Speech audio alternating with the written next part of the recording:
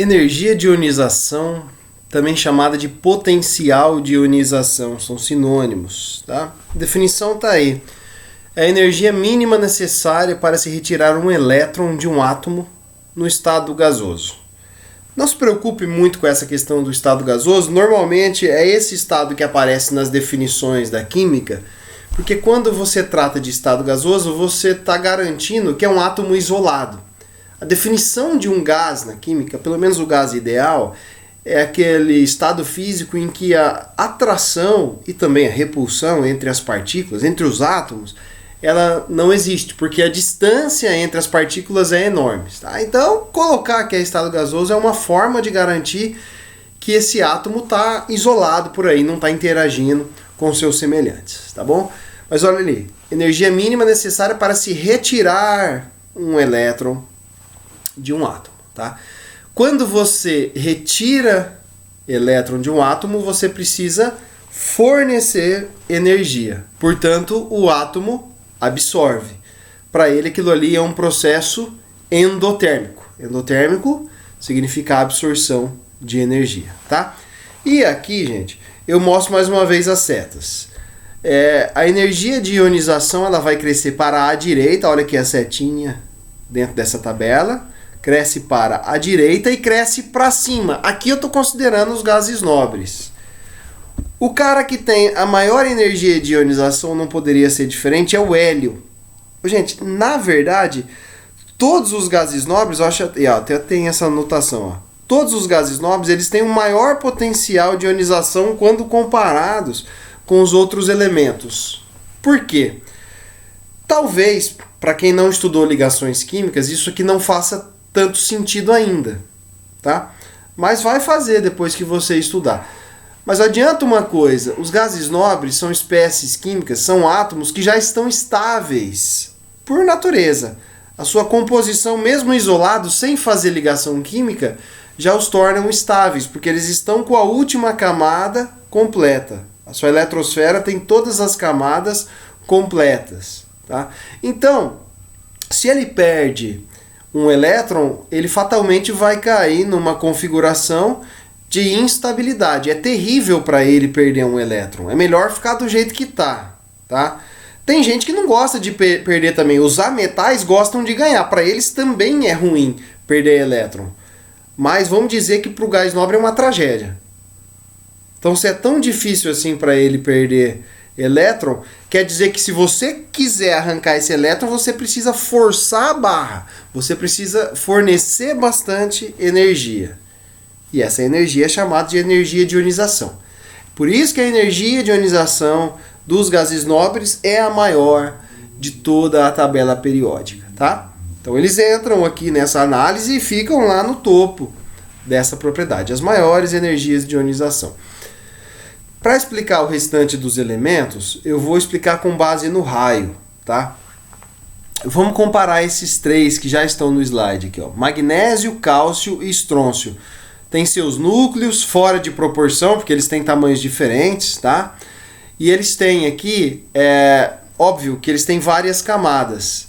Mas nesse caso a gente não está, são todos da família 2A, então portanto ele tem 2 elétrons lá na última camada, mas não interessa. Nessa representação a gente só está colocando a última camada. Beleza? Então o magnésio, gente, ele tem aqui menos camadas do que o cálcio. Se eu voltar numa tabela ali atrás, fica mais fácil da gente pensar. Porque o magnésio é terceiro período, o cálcio é quarto período e o estrôncio é quinto período. Então visualize isso aqui. São esses 3 elementos que estão entrando lá.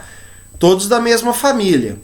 Portanto, tem 2 elétrons na camada de valência. Mas o magnésio tem 3 camadas, porque ele está no terceiro período. Desce ali o cálcio 4 e o estrôncio 5. Tá?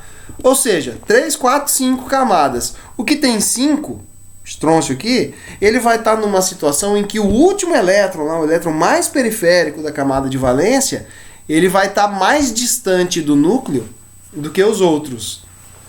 E o que isso tem a ver? É só você pensar no seguinte: núcleo tem carga positiva. Elétron tem carga negativa.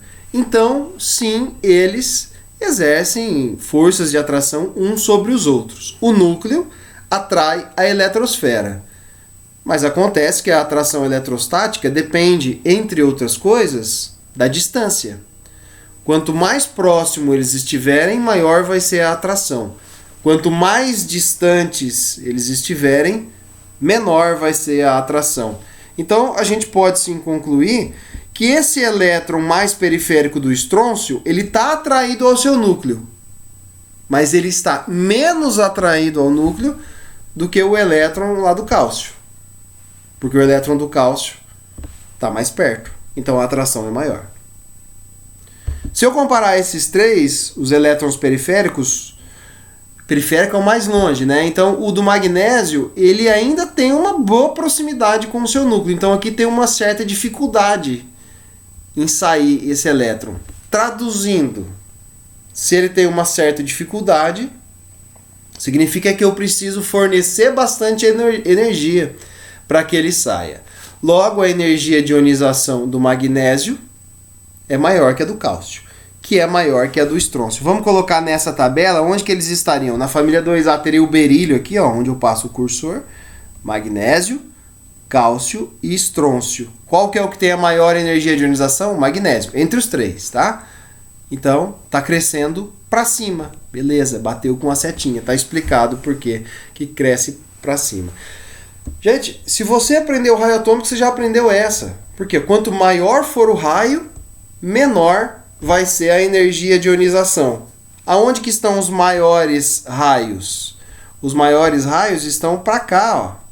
Lembra que o maior deles era o frâncio? Tá aqui, ó, para a esquerda e para a direita. Então esses são os grandes.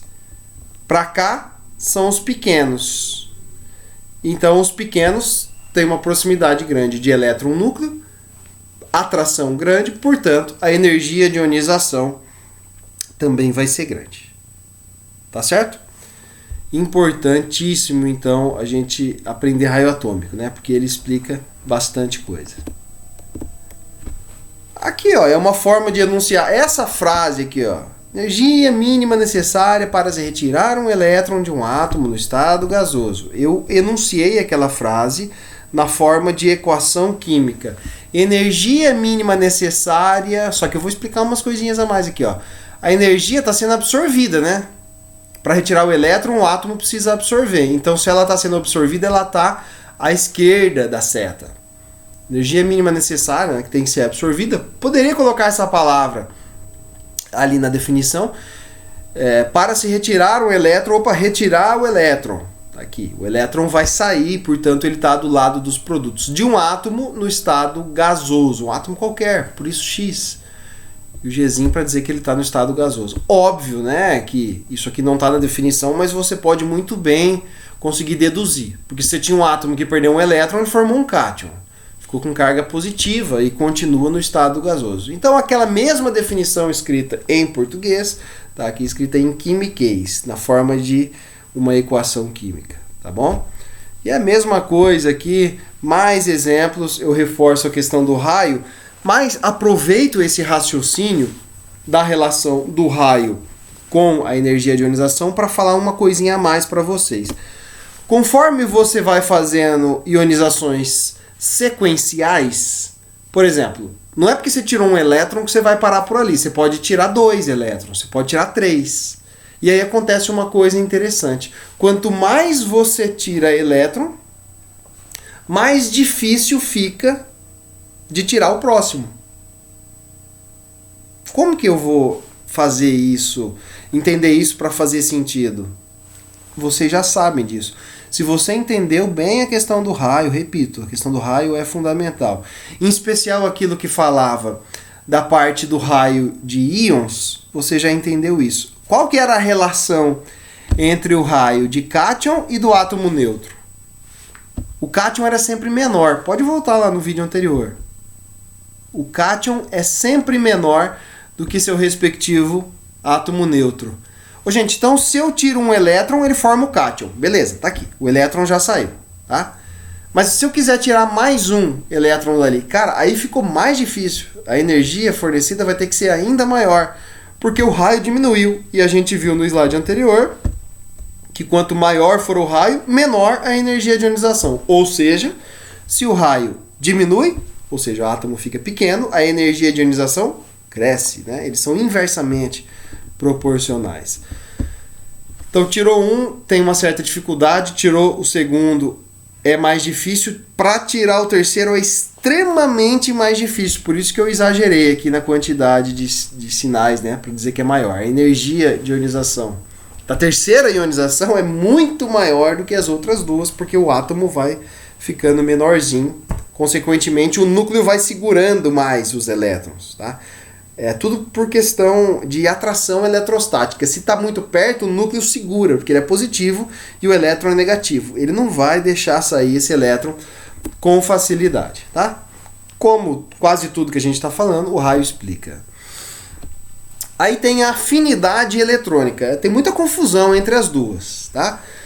Então eu vou fazer aqui um comparativo. A gente acabou de falar da energia de ionização, também chamada de potencial de ionização. É um processo endotérmico, porque eu queria tirar elétron, tá? Isso é o que eu falei ali atrás. Energia de ionização. Agora eu estou falando da entrada do elétron. O elétron vai ser recebido por esse átomo. E quando isso acontece, se é um processo inverso, ao invés de sair, o elétron entra, se é o inverso, a energia vai ser liberada. Portanto, a afinidade eletrônica é um processo exotérmico. Aí fica uma conclusão para vocês. Para liberar elétron, para que um átomo libere elétron, eu estou falando de um processo endotérmico. Ele precisa absorver energia. Para que um átomo receba elétron, ele libera a energia. É um processo exotérmico. Tá certo? Muito bem, então. Mas coincidentemente as setinhas são iguais. Se você parar para pensar, afinidade eletrônica, me lembra, afinidade é gostar, né? Quem são os caras que mais gostam de elétron? Aí você volta lá na primeira propriedade, que é a propriedade da eletronegatividade. Os caras que mais gostam de elétron são esses aqui que estão à direita e para cima. Mais uma vez, quem é que está de fora aqui? Gás nobre. Gás nobre foi excluído, tá? Porque eles não gostam de elétron, eles já estão bem, eles não querem perder, eles não querem ganhar, eles querem ficar do jeito que estão. Para um gás nobre, compensa ficar do jeito que está. Se perder é prejuízo, se ganhar é prejuízo, tá? Então a afinidade eletrônica deles é 0, beleza? Então os átomos que mais têm afinidade eletrônica são flúor, oxigênio, nitrogênio, cloro. São esses caras que estão mais à direita e mais acima. São aqueles que têm a maior afinidade, que têm a maior eletronegatividade, tá? Mas a afinidade eletrônica, ela é um valor de energia, ela é uma quantidade de energia liberada, é diferente da eletronegatividade. Tá? A eletronegatividade era um pouco mais subjetiva, digamos assim, embora também tivesse valores numéricos, tivesse aqueles valores arbitrários que a gente não tinha como medir. Agora, a energia liberada num processo a gente consegue medir com um calorímetro. Energia é algo que pode ser medido.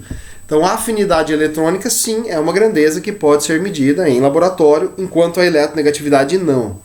Tem muita relação as duas, mas representam coisas diferentes, tá? Uma ajuda você a lembrar da outra, mas não pode deixar isso virar uma confusão, confundir uma com a outra, tá bom? Ela é numericamente igual à energia de ionização. Isso é uma coisa óbvia, né? Porque se para arrancar um elétron de um determinado elemento, ele precisa absorver X de energia, quando ele recebe esse elétron, ele libera o mesmo valor. Ele libera X de energia também, tá? O que muda é o sinal. Porque lá na termoquímica a gente tem uma convenção, né? Processos endotérmicos têm um valor de energia positivo e processos exotérmicos têm um valor de energia negativo.